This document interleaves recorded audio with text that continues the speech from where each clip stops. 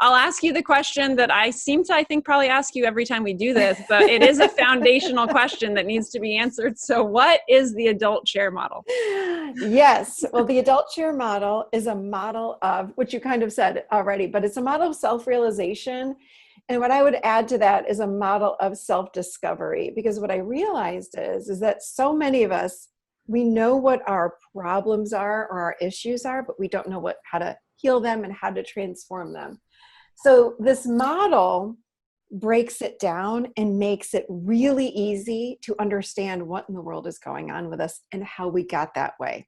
So it's based on 3 chairs, and the chairs are based on 3 stages of our lives. So I'll break it down very simply for you. We've got the first stage of our life, which is the child stage, and it's age 0 to 6. And in that stage, I call it the child phase and also the child chair. So we're sitting in this chair and we're experiencing all about our emotions. We learn at this from 0 to 6, all about our true needs, passion, trust, joy, creativity. All of these things are happening in this child phase of our development. And I want to, if I can even pair it with codependency, since we're talking about that today. So in the child phase, one of the key things that happens is we learn all about our emotions. Like, what are we feeling? So if we grew up in households where our emotions were not validated, where we felt not seen and heard, we're going to have maybe some quote unquote issues with emotions. We might not know how to feel them. We might grow up in very loving homes, but if our parents then didn't validate our emotions and process them with us, we might have something called childhood emotional neglect. Anyway, something gets off, for lack of a better word, with our emotional development. That happens during this child phase.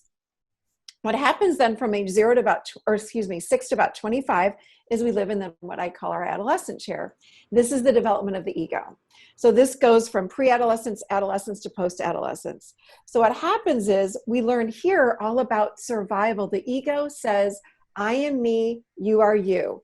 I'm an individual. So therefore, also because the ego is based in fear and its job is to keep us alive, its job is to push us into story and assumption, push us into, we become blamers. We should ourselves to death. We live with reaction. It's very reactionary from this chair. It's a very fast moving energy. This is where codependency would form, because all of our identities are formed here. This is where addiction is formed.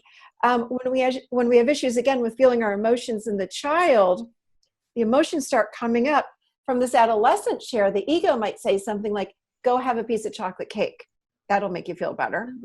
It doesn't know what to do with emotions. That's something you're supposed to do in the child. But if the child is kind of frozen, then this adolescent is just trying to find ways to shove down our emotions. And I'm likening this just for people that might have codependency issues. Anyway, then around the age of 25, when that prefrontal cortex comes online, we've had fabulous modeling. We very naturally slide into what I call the adult chair. Mm-hmm. Excuse me. And in our adult, we live in the present moment. We live with fact and truth. Excuse me. Mm-hmm. We live from a place of responding versus reacting. We know that we can process our emotions. We're able to connect into our emotions and process them through. We take action from that place. We recognize, that what our thinking is, we observe our thoughts versus react to our thoughts. Right. So it's a very different place to live.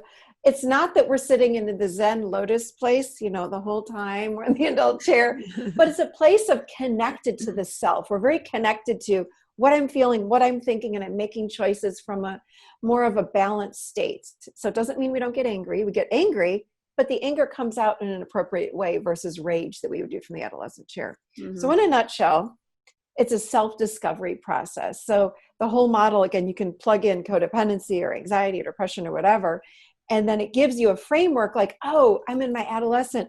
I want to reach for my adult. And it really breaks it down, like you had said in the intro, it's really simple psychology and grounded spirituality. So I have so many people that will say things like, oh my gosh, I've been in therapy for so many years. Now I understand what's going on with myself. I finally get it. This is how I heal and transform, fill in the blank, codependency, anxiety, adult child of alcoholic, whatever it is, they get it, and it breaks it down very simply for them. So awesome. That's a very long explanation. I tried to shorten it for you and even plug in codependency. I hope I didn't confuse you. That was perfect. Thank you. So you did mention that, right, if we had something like good modeling, right, we can slide into that adult chair. Most of us don't, but yeah. Right. And therein lies what I want to talk about next. So, right, because most of us don't, and so many of us develop a lot of codependent tendencies, characteristics, that kind of stuff. I guess my question to you, because I honestly don't know what it is in this moment, is now, like, what is codependency to you, and how and where in that mix does it develop? Yeah. So codependency is when I'm going to break it way down. It's like when we have an outward focus of self. I don't know who I am. So as children, we learn to focus outside of ourselves to get really our own needs met. What we think are our needs are not. They're actually your needs, but you don't even know you have those needs, right? So oftentimes with codependency, again, we don't know what our emotions are. If I grew up in a household where you're my mom and you're an alcoholic, who's got time for my emotions? I've got to connect into you, keep you calm, tune into what's going on with you. So we start enmeshing with someone else in the household, typically when we're codependent, and we lose our own identity. And our identity almost gets blended in with someone else. So then we go through life and we think that who we are is blended in with other people. That's what that enmeshment is. So it's a really unhealthy way, but we lose ourselves. We don't know who we are, because if I'm growing up in a household, and not only if we had parents that were drug abusers or alcohol, whatever was going on, like in that kind of way, or if they simply didn't know how to validate us, it could be as mild as that. Like a lot of people grew up in a very loving home, but they weren't validated for who they were. They might have been validated for what they did, like they were great at sports or they were great at something, right? Versus like, I love you so much, Andy, because you're so compassionate.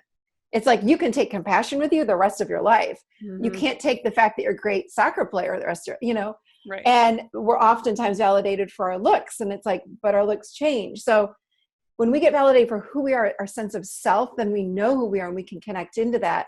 And we don't blend in. We don't need other people then.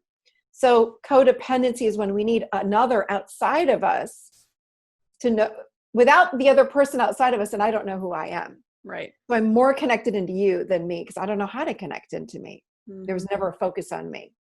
Yeah, I'm so glad you mentioned the part about like, right, being validated for how you look. And I think that's something probably, the majority of women might be able to relate to, obviously some men as well, but man, that's a big one.